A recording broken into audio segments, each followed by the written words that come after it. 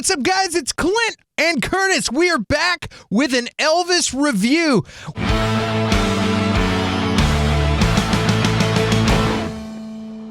We got the good fortune of getting into a sneak preview of the Elvis movie on Tuesday. It doesn't come out until tonight, but we saw it I might go see it again tonight, just to be honest. And now we're going to hit you with our full review of this movie. We're not going to spoil too much, but we want to talk about some things.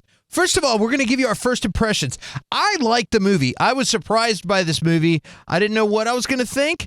I knew that Baz Luhrmann was going to do something over the top, but man, this was a spectacle, and I just enjoyed it. What about you, Curtis? Same way, you always worry with a big property like this or a big name like this, but I thought it was spectacular. I could see some Oscar-worthy stuff going on there. I thought it was great.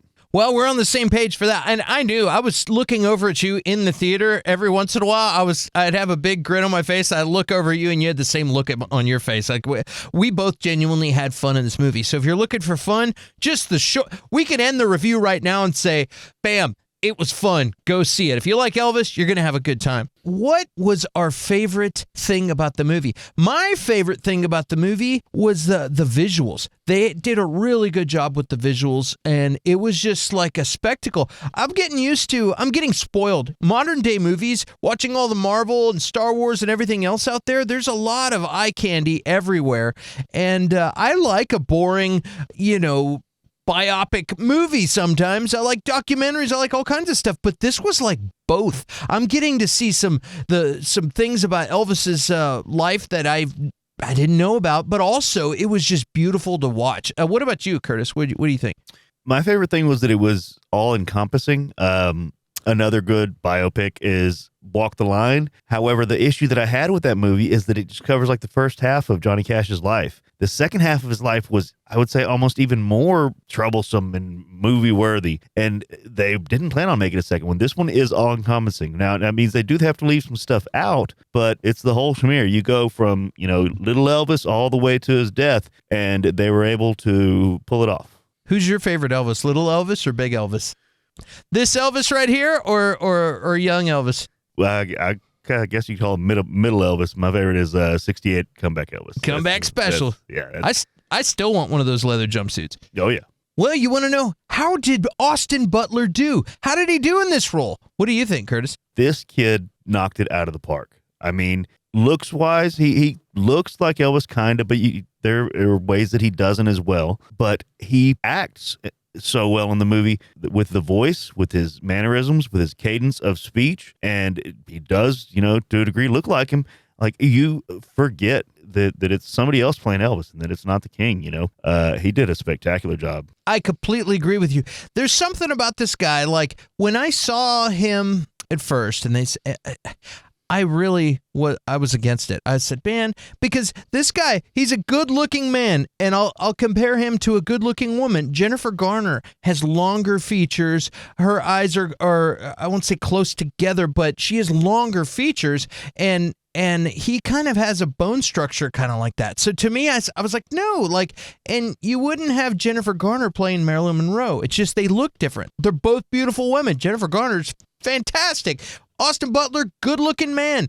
I just didn't think it would work, and it worked. I completely took it back, and there was a couple of times, especially when he got a little older and he was hiding behind sideburns and helmet hair. There's a couple of times I wondered, hey, is this new footage or old footage? Because they were sneaking it in every once in a while. And the supporting actors, how did they do? How was Priscilla? How was the Colonel? They were pretty damn good. Curtis, what are your thoughts on that?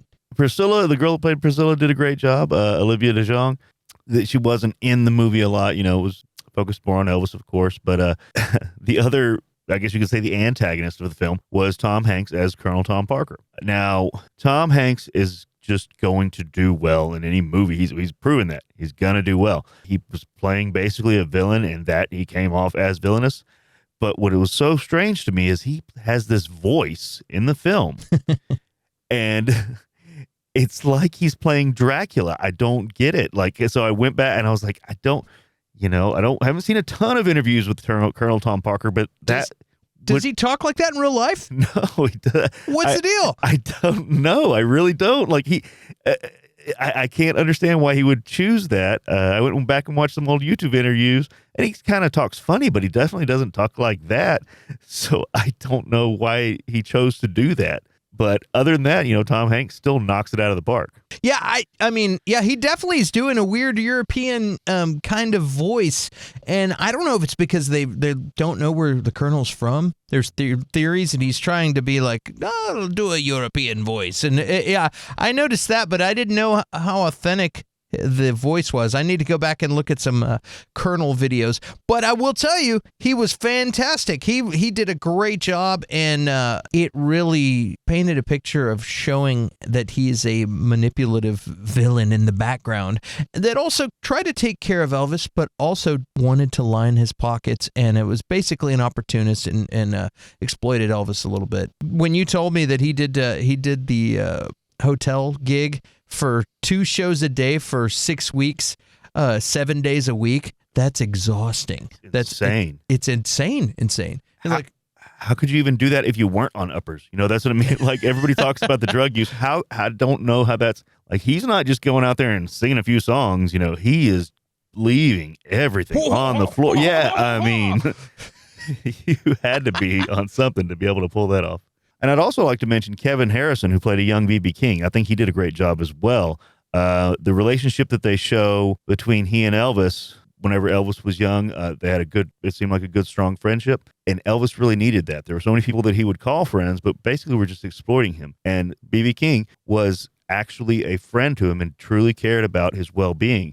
If he had stuck closer to people like that, instead of going the other direction towards Tom Parker's and the other members of the Memphis Mafia, his life may have turned out very differently, and we may have actually had him longer. Yeah, it looked like they respected each other. You know what I mean? Like they were both loved musicians and entertainers, and it seemed like they had a mutual respect. I wondered watching that. I was like, that's cool that they both have a respect for each other. I wonder how real that is. Like, this is a biopic, so I wondered in real life, like if he really went over and hung out with B.B. King. And I mean, being a musician myself, I had a lot of local bands in town that I would go out, run into, and we were, respected each other and we're friends, so I thought that was kind of cool.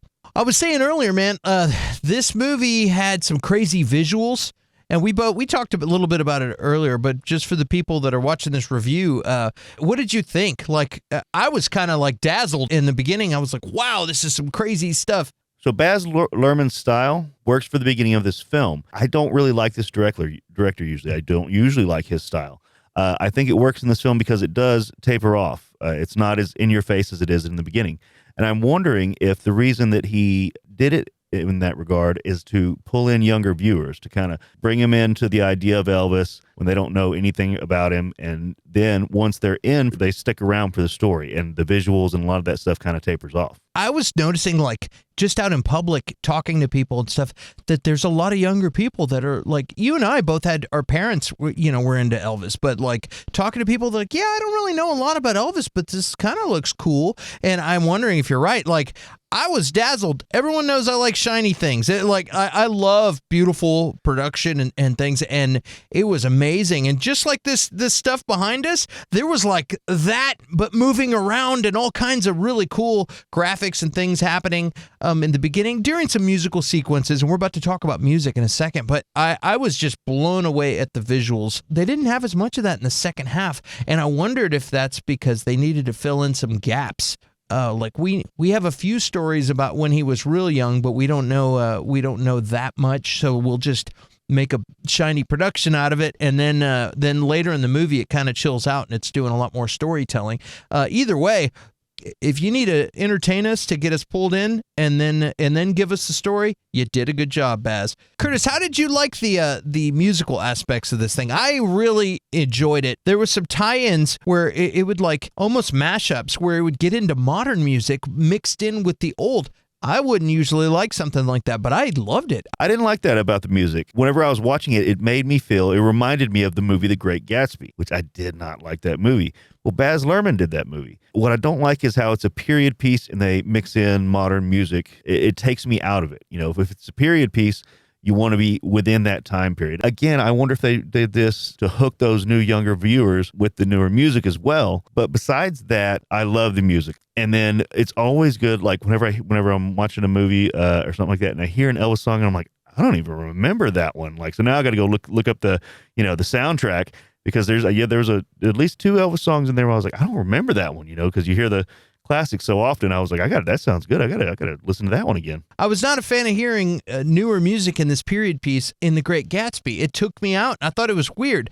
This one, it wasn't that drastic to me. I felt like it was done in a smarter way, and I enjoyed it. I thought it was cool. I was like, okay, because this movie also talks about bringing black culture into the mainstream, and Elvis is doing it. And it's kind of like, I kind of felt like bringing modern black culture and music in with this. I thought it was all relevant and it made sense. It wasn't like they just did it to be weird. To me, it made sense, and I thought it was cool.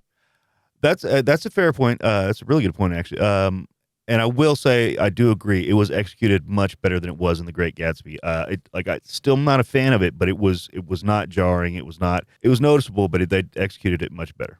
The big question is, did this movie exceed or fall short of our expectations? And should we recommend this movie? Should you go see this movie? This movie was fun. It was visually stunning. The cast was great. The music was great. The visuals were great. I mean, it was 2 hours and 20 minutes. That's a little long for some people. I never got bored. I had a great time. It was a fun ride. Yes, go see this movie. Curtis, what do you think? Yes, I would absolutely recommend this movie to anybody. It's definitely fun, like you were saying. If you're a fan of The King, you're obviously going to dig it. And at the same time, too, it's very emotional. Like, I was teared up a good half the movie, probably on and off. It's a really emotional movie once you see what people did to this guy that just wanted to share his gift with the world. I loved it, and I'll probably be taking wifey to see it with me soon, and we're going to go check it out again. I'd recommend it to anyone. Anyone, whether you like Elvis or not, you'll have fun in this movie. So go check it out, guys. Elvis, it's in theaters right now. Get out there and go check it out, and come back and let us know in the comments what you think about this movie. Tell us we're crazy. Tell us we nailed it, but just tell us. And also, every Friday, you can catch us right here at Clint Likes Everything, 5:30 p.m. Central Time. We're doing entertainment news, and every Friday night, we're doing movie battles. This week, we're going to do The King versus the Queen. It's going to be Elvis versus Bohemian Rhapsody. It's 2 fantastic movies, and that'll be a fun one. But you won't get notified if you don't hit the notification bell and click the subscribe button. So do that, and we're going to see you soon. Thanks for checking out another Everything Movies. This is Clint and Curtis. we'll see you soon.